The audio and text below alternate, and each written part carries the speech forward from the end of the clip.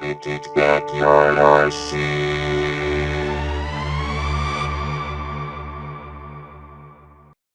Hello friends, and welcome to Vintage Backyard RC. Well, we got some good news this week. I found a video that I thought I had deleted from a couple of years ago. It turns out I had a copy of it on an old hard drive, so I'm able to bring you this video today. It's something that I feel is pretty important because it involves this, Lexan RC car bodies for our vintage cars. You know, this is our favorite thing, is to top these cars off with these amazing old vintage bodies. And I got to tell you something, 5-10 years ago, it was a lot harder to do. Before these companies like Bokeh Racing were around to make these beautiful reproduction bodies, what we had to do was find either a new and bag body and pay out the boot for it, or a used one on eBay and try to get it home and refinish it. That involved getting the old paint off the body, which was not always the easiest task in the world. There was a couple different methods to try to get the paint off. I know currently Tamiya and a couple other companies make a paint stripper, but it's very hard to get in the States. I used to use brake fluid. I'm not using it anymore because it ruined the body on me. So I figured I was going to try this Nitro fuel because I heard this worked. So without further ado, did I destroy a vintage body or did this stuff work? Before the video rolls, I just want to say that it is shot on phone audio, so the voice is not as good as it usually is on my videos. I apologize for that. But you guys will get the point. Let's roll the footage and see if I failed. Hang tight. Hello friends. So today we're going to try something. I need to remove the paint off of this Ultima body. I started doing this last week.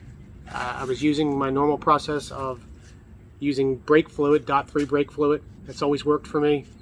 And something started happening weird to the front of this body. This plastic started getting soft. I didn't like how it felt, so I stopped. Then I decided, well, let me test it on something that's no good. I had an old Hornet body that was covered in paint, and I did the whole body. I was sloppy with it like I normally am, and it ruined this body. This body got brittle, started cracking, it ghosted it.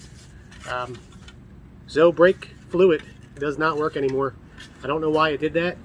I've always had success with brake fluid, but for some reason, as you can see, it didn't work. So now what? Well, I can try the Tamiya cleaner. It's sort of hard to get in the States. I think there's another product out that also does the same thing. But I've read that nitro fuel might work as well. Now I have nitro fuel, some old stuff. It's no good for an engine because it's been sitting around for years. Maybe it'll work for this. So we're going to try it. Wish me luck. This body's impossible to get, and it's already in bad shape. So if it does break or fade or crack, I guess I'll be disappointed, but I won't be heartbroken. Let's try it. Let's see what happens. I want to just get a rag. And I guess the first thing we'll do is go right over top of where I use that brake fluid and see if it makes it worse or better. The plastic already feels pretty soft. This is 30%, if it matters.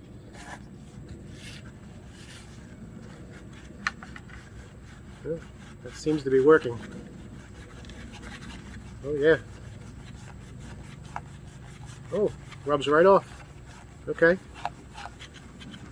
Alright. I'm just going to wipe this down with a baby wipe real quick just to make sure it's not melting the plastic.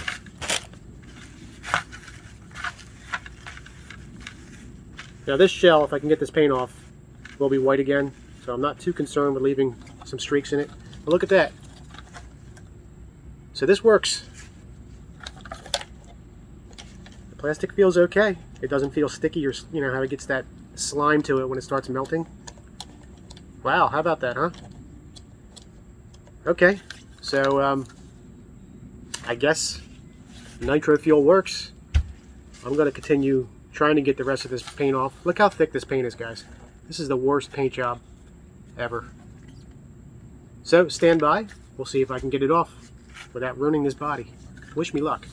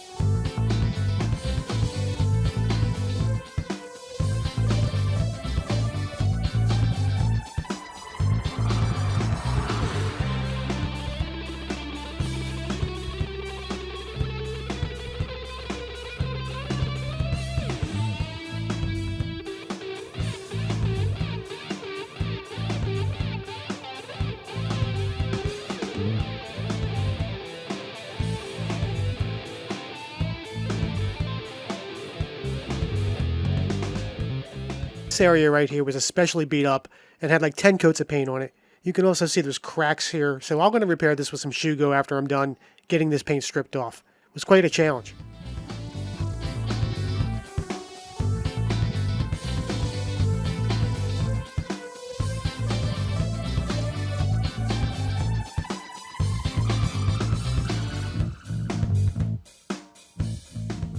Alright guys, so far so good.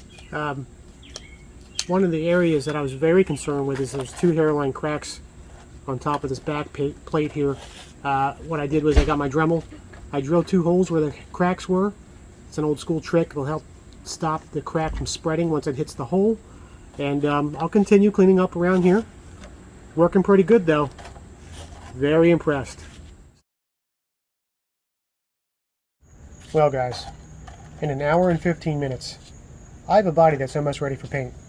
I'm absolutely shocked. This usually takes me days to do, and the nitro fuel made it easy.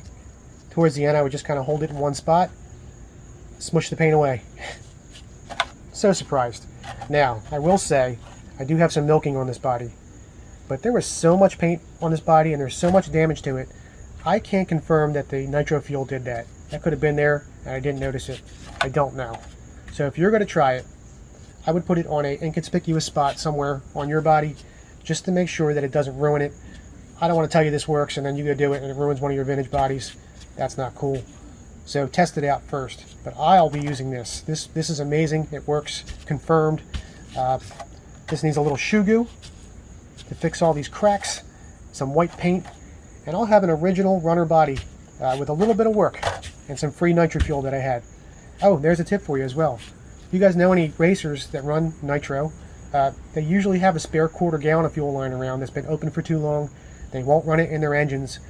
Ask them, they'll probably give it to you. It'll work for this, in my opinion. So there you go. I hope you guys liked this video. If you did, hit that like button. And be sure to subscribe if you haven't already.